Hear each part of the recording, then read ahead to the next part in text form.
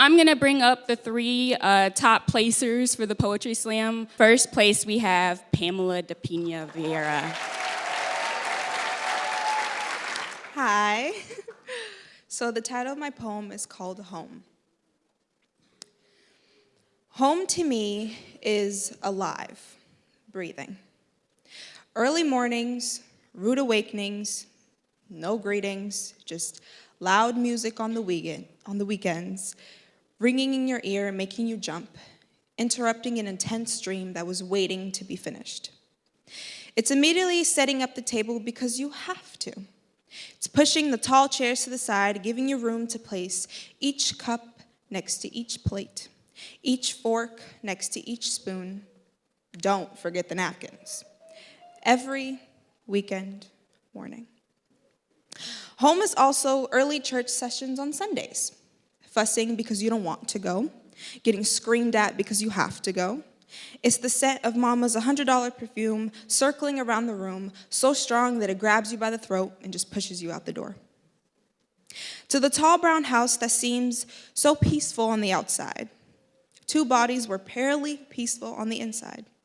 Violent words coming out of one mouth, bouncing around the room, entering another mouth. It would go on for hours. The words would increase in size, rumbling and shaking the whole house like an earthquake. But during the day, it was a silent, empty household. There was no rumbling, no shakes, not a single movement.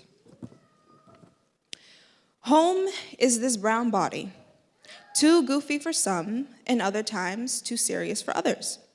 I push myself to be looked up at, to be the flashlight in a dark tunnel. But there are times where the struggles of life get in the way. Anxiety gets in the way. It makes the room get smaller and smaller. It feels like I can't breathe until a voice in my head is strong enough to just make it all go away.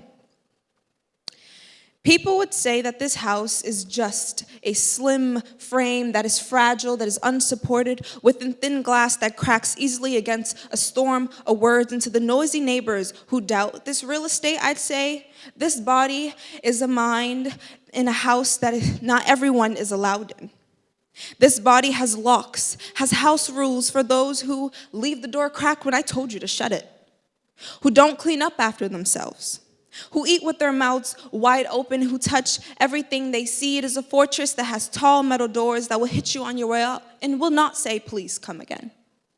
It is a temple built for remembrance of my hardworking mother who builds the foundation to keep this house upright from the intrusions of words that could break me. It is a sanctuary, a keeper of my troubles, ideas, thoughts, and fears. It's a sanctuary for the dreams that grow on kitchen windowsills. It's a sanctuary where I'm allowed to love and own this very well-constructed frame. Home is me.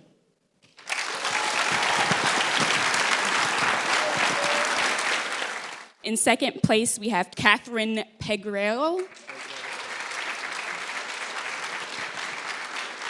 The name of my poem is Aliens.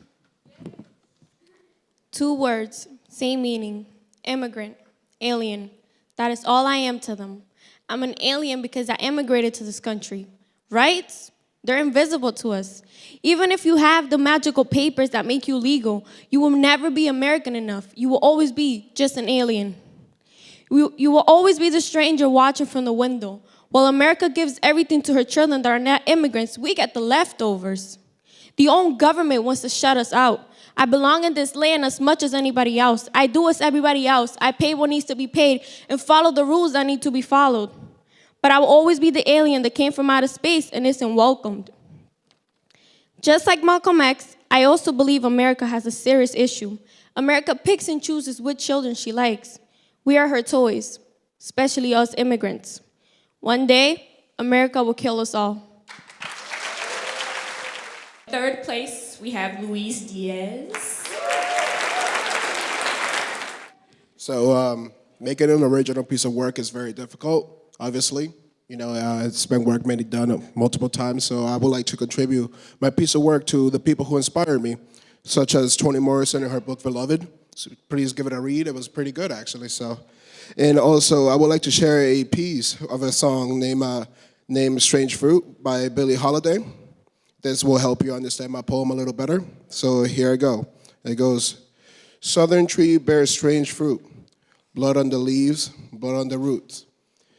Black bodies swinging in the southern breeze. Strange fruit hanging from the popular trees. So my poem is called Beautiful Trees of Mine. So here I go. Tree of mine, you are so beautiful and lively, just warm as anyone's heart. Loving you was the realest thing I've had. Resenting you was the biggest change I've done. Tree of mine, why have I grown to resent you? Your beautiful branches always ready for a huge hug. Your charming green leaves seducing every human on sight. Could it be because my brothers and sisters have both become decorations of you like blackberry on a bush? Perhaps it might be the scars made on your image on my grandmother's back, filling me up with so much fire inside that I might turn my gun of self-defense like Malcolm X told me to keep pass into a gun of fucking, I'ma cock this bitch back, let a few mags drop, they'll show a church. Oh no, this is no lie, this time I'm not going for 10. This is a burning thought.